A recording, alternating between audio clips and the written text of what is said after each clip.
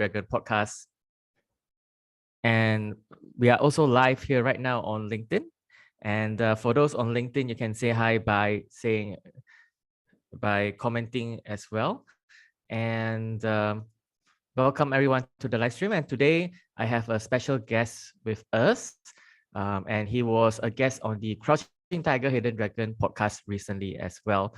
So I have the honor of introducing Dato Indera, Dr. Ahmad Sabirin Arshad with us. And he's a regular correspondent with me. We talk on WhatsApp, and I asked him, hey, today, would you like to chat about ESG, right? So this year is the year of AI and also the year of ESG. So if you don't know already, where have you been, right? So Dato Indera, Dr. Ahmad Sabirin is the Group Chief CEO and President of SIRIM Berhad.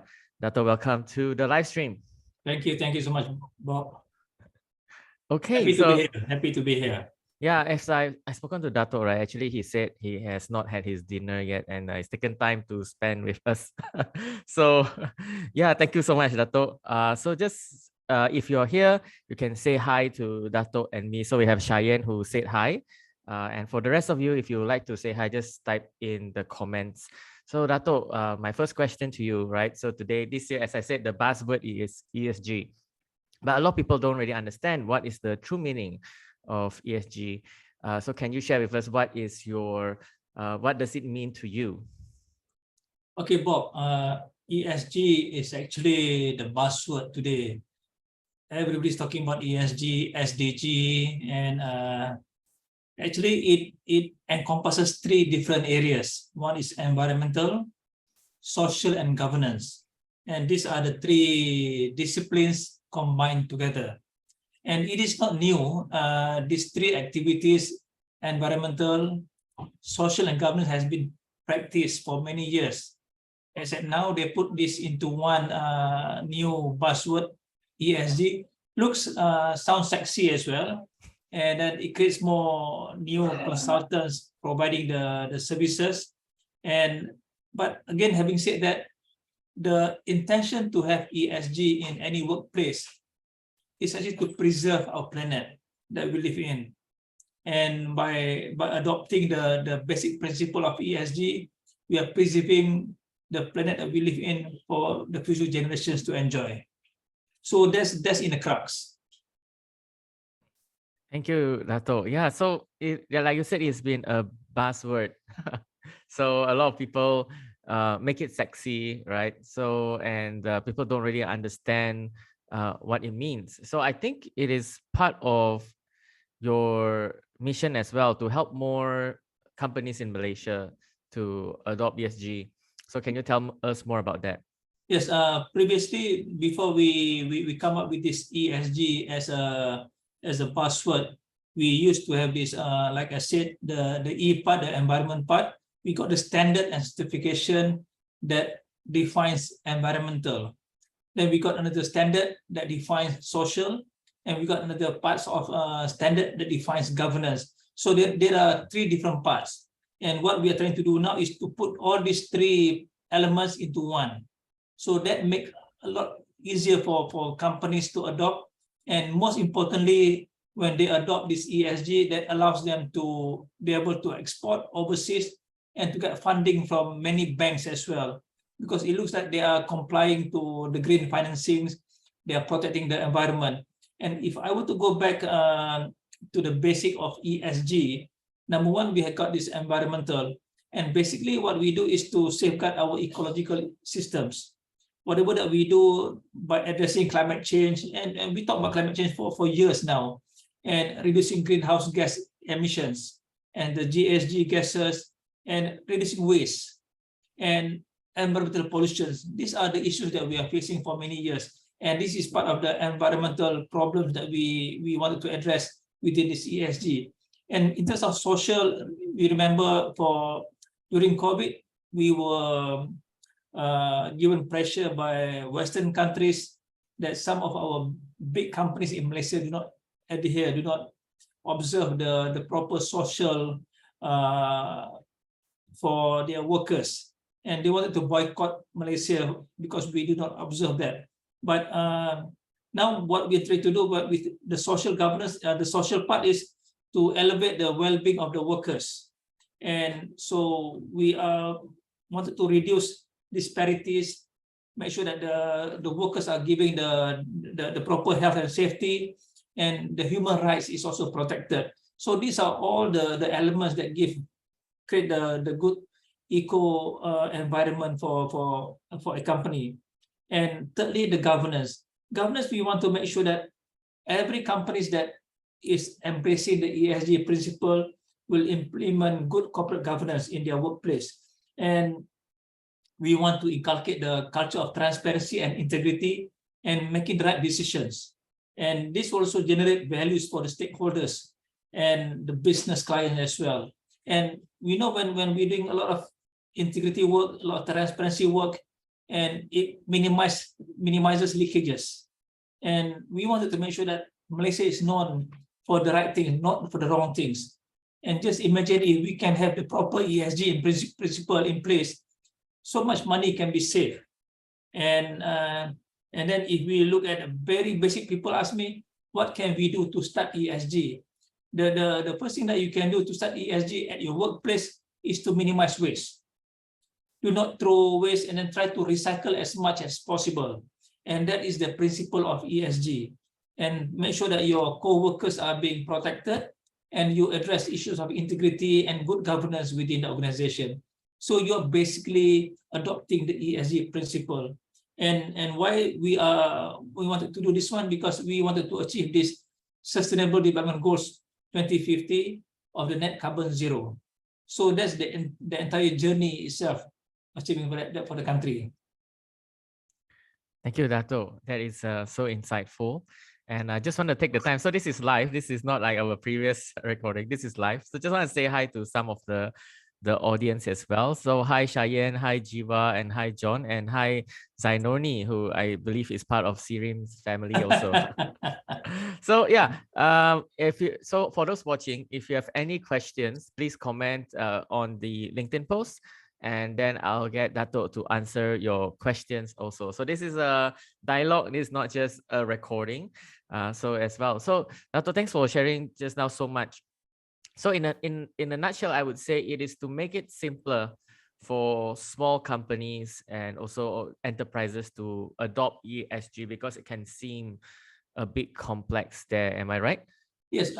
Maybe Bob, if I were to add on that one, in fact, we are now finalizing our ESG standard for SME especially, and this will enable the SMEs in particular to adopt ESG, because people do not know how to go about doing it. And we are coming up with a standard and certification so they can be certified. So when they can go abroad and they're knowing very well that they have observed all the ESG principles for their practices, for their companies. And this will put Malaysia in a more competitive environment again. And hopefully, and we have spoken to the financial institution, they will give priority to give financing to companies that observe ESG principles. And this is what we wanted to do. And God willing, we should be launching this one in the third quarter this year, in very, very soon. Thank you, Dato. Looking forward to that as well. So ESG standard Yes. that can help you be internationally recognized and also, get funding from banks, etc. Yes. So my next question is maybe for SIRIM itself, right? So when it comes to ESG, what does SIRIM do to implement ESG? Okay, for SIRIM, actually, when we spoke about ESG, we have to walk the talk. We want to be the organization that lead by example. And by doing so, we have established our own group sustainability that is looking at ESG. And we have also our SIRIM Academy is also focusing on the ESG training. Our SIRIM Industrial Research is doing the carbon accounting, and SIRIM QS is looking at the carbon certification. So the entire SIRIM ecosystem is well positioned to address the issues for the industries. And for SIRIM, we have taken we wanted to make sure that SIRIM is actually contributing towards the government or the nation net carbon zero 2050. We have taken how much emission is being produced by our colleagues, by our staff coming to the office. So we do measurement of the emission, carbon emission, if they would travel by car, how many of them coming to work every single day, and are they cycling, or are they taking two-wheelers. So these are the things that we calculate every single day to make sure that how can we have to have a baseline. And we wanted to have all organizations to have a baseline calculation to know where they are, their benchmark, so we know what to achieve. So this one has been done, and we have also installed the solar roofing to make sure that we minimize the use of emission of carbon. We are using solar energy, renewable energy as much as possible within SIRIM campuses. So that is another efforts to minimize carbon emission. We are also recycling rainwater that is being used for to water the plant and to wash our vehicles in the SIRIM campuses. So these are the little activities that we do, and we recycling the waste into a compost. So these are the few principles that we have adopted. I think one thing that maybe which is quite interesting to know, what we do is also we also promoted this green this 5S principle and the green 5S. If you see in many of the R&R now along the highways of Malaysia, we promote this green 5S, which means they are to manage the workplace environment by structurizing, systemizing, sanitizing, standardizing, and self-discipline. And if you look into many of these R&R, they are much more cleaner now. Even if you go to the restroom, the rest area, it is much more pleasant experience compared to many years ago. So we are promoting a much more environmental friendly, a much more cleaner and livable place for many to go to. And this is part of our principle. We are practicing this in SIRIM. We are also offering this advice and expertise to the industries outside.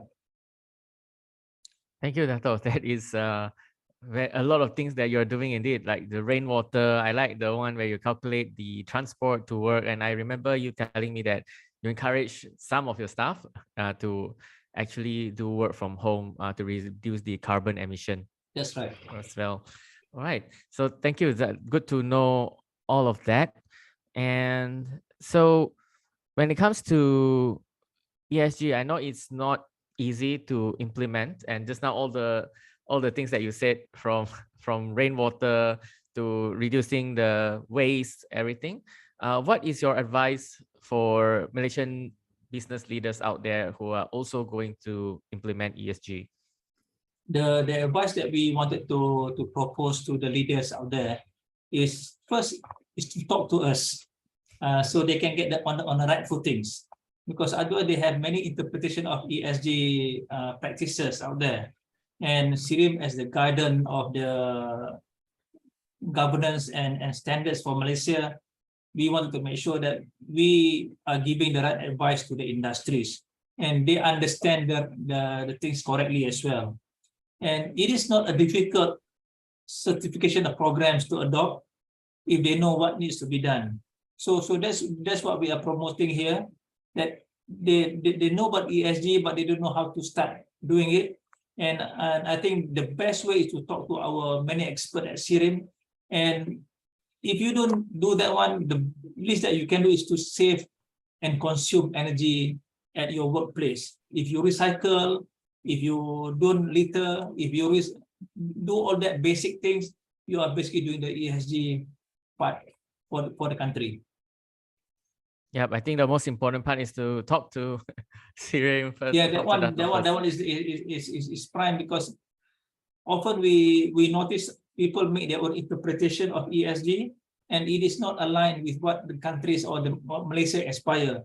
Because when we do our ESG, this is aligned with the UN SDG principle. So we are following the good practices and the good governance, which has been benchmarked internationally. Yes. Because there are a lot of ESG experts and bodies out there, and they don't know where to go. So this one is followed the UN standards. Yes. Out there. Okay, we have a question actually from LinkedIn. So that's the question. Oh, sure. Let me see. So just now I asked you, how do you implement ESG? maybe the question is more to break it down. So Jiwa actually asked, Jiwa Saminadan asks, how is S and G? How is S and G implemented in SIRIM? Okay, for the S and G, let me start with the G first. The governance part. The governance part is on the integrity.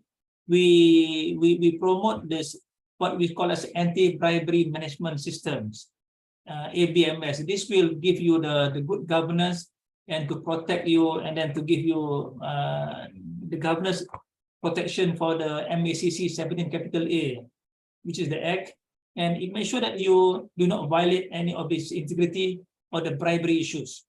And for some organization, you have this what is called OACP, so you can either do OACP or you can do the ABMS.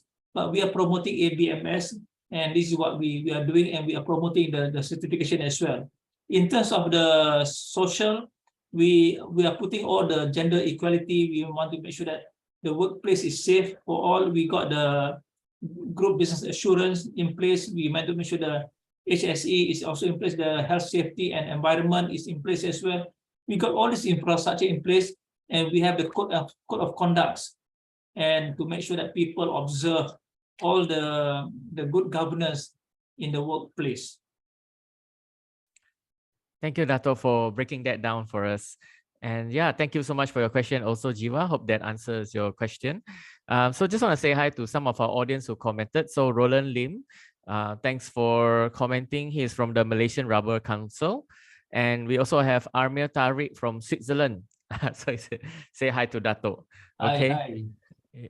Yeah, so so Cheyenne says comments your answers, and Sharon says there is a lack of understanding of translating SDG goals to ASG policies. Prioritization, like you said, is not aligned. So that is, I think she add to the point. So thank you for watching. There's so many people online right now watching us live, Dato. That's okay. Good. Thank you for tuning in. Okay. So next question. So thank you for breaking down the S and the G for us just now. And one of the things is, what are you excited about when it comes to ESG in terms of the technology, or in terms of technology for the implementation of ESG? Actually, when we talk about ESG and then the technological application, we are excited because there's a lot of innovation that is being put in place. For example, when we look at the traditional industry that is in place in the countries, we are proposing the ESG principle to make them as eco-industrial park. So when we mention about eco-industrial park, mean that there is a circularity of economy. There's nothing is wasted. Everything what is produced is being reused to be fed into the circular economy. So what we said, because we are now putting in the technologies to make sure there's no waste, or we are minimizing the waste produced by the entire industrial park. Can you imagine when we have less waste and the waste is now become wealth? So we are converting the waste to wealth and minimizing wealth, no pollution. We put the nice scrubber systems that will minimize the carbon emission. We are capturing all the waste into wealth products, making them into compost, into materials that can be used as for example, as furnitures. In fact, what we are now doing a project as well to convert the rice straw into furnitures. And this is something that is being disposed of by burning every single year. So can you imagine the amount of carbon emitted every single year in the paddy field? And we are now recycling this one, composting this one. We are putting the processes, treating this one into and making them into a very value-added products for the farmers to enjoy. And the intention at the end of the day is to create this waste to wealth and waste to energy. And the people in the farmers, agricultural industries can make extra money, and the livelihood of Malaysians will also improve. And we are then promoting the industries as well. One thing that maybe I like to mention here as well, I was at the KL bike show recently, and we are promoting the e-bike, the two-wheelers. And you know, the two-wheelers in Malaysia is one of the main culprit in terms of contributing to the carbon emission because of the incomplete combustion. So the introduction of the e-bike will then minimize the amount of carbon emitted, and we will still have carbon. The only thing that what Europe has done, especially countries like Sweden and whatnot, what they have done, they have eliminated vehicles on the road to minimize carbon. So people cycle to work as something which is normal. And Malaysia, can you imagine somebody cycle to work? Bob, you cycle to work, and it may not be as safe yet, but if we have the right infrastructure to cycle to work, and which is more safer, I think people will be more encouraged to cycle. Because I've seen people in Netherlands, for example, they cycle almost every day, and then at the train station, there are thousands of bicycle parking area. And when I was in Norway, I saw people skiing, going to work. And these are something that does not produce carbon, and it encourages a healthy lifestyle. And that's something that we should promote in Malaysia as well. Yeah, thank you, Dato. Yes, cycling to work, I cannot imagine. Malaysia is a bit hot to actually. Yeah, but then if we have the right climate change, maybe we won't have this extra temperatures outside. Maybe we can have because if we're not emitting carbon to the atmosphere, the temperature will not be rising as much as what it is today. Thank you, Dato. That is very exciting, because not only Malaysia, across the region, in Vietnam, Indonesia, Thailand, there's a lot of bikes. Yeah, so, Vietnam, 100 million population, and most of them on the bicycle, and Indonesia as well. And China used to be a lot of motorcycles, but now they are moving into e-bike as well. So you can see technological changes has been put in place, and this is for the one reason only, to preserve the planet for the future. Thank you. Look forward to cycling to work soon. And I think the phrase I like from you, Dato, is the waste to wealth. I really like that phrase. So what do you say to companies who maybe are struggling to balance, you know, they want the profit, but also they think of, you know, they have to spend more money to implement this ESG? They look at it in the short term, but in the long term, they will benefit a lot more. And in businesses, you have to spend money to make money. And this is quite typical in business. And when you put in all this, the right infrastructures for ESG, for example, what you are also doing is you're also increasing your competitiveness.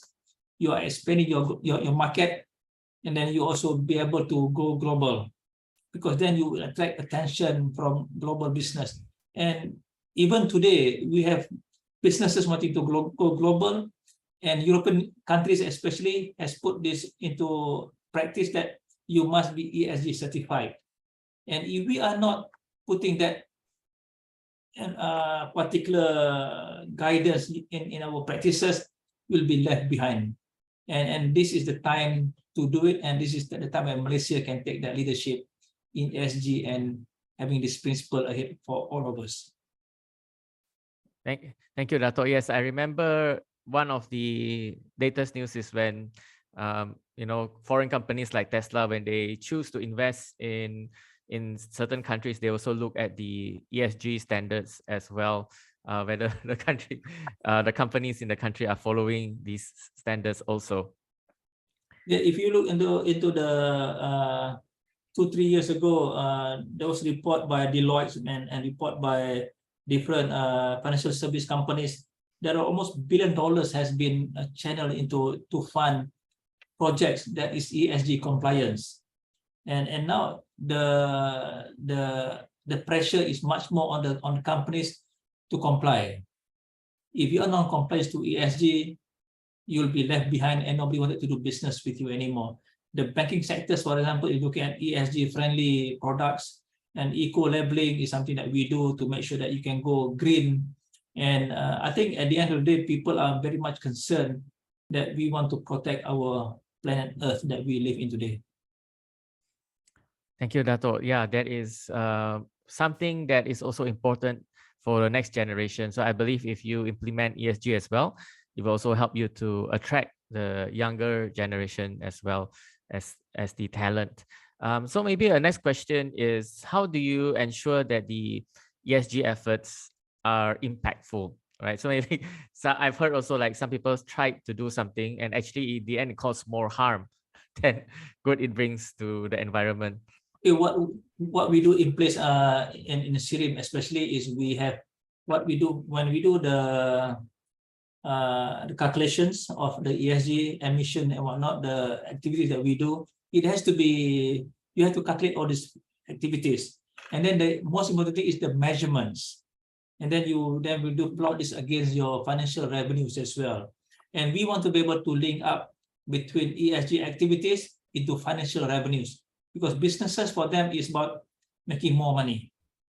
And if they can be ESG compliant and making more money, this is a double bonus. And they do not want to be spending money and not making more money. So we can show to them that if they comply, we'll have this journey forward for them to go global.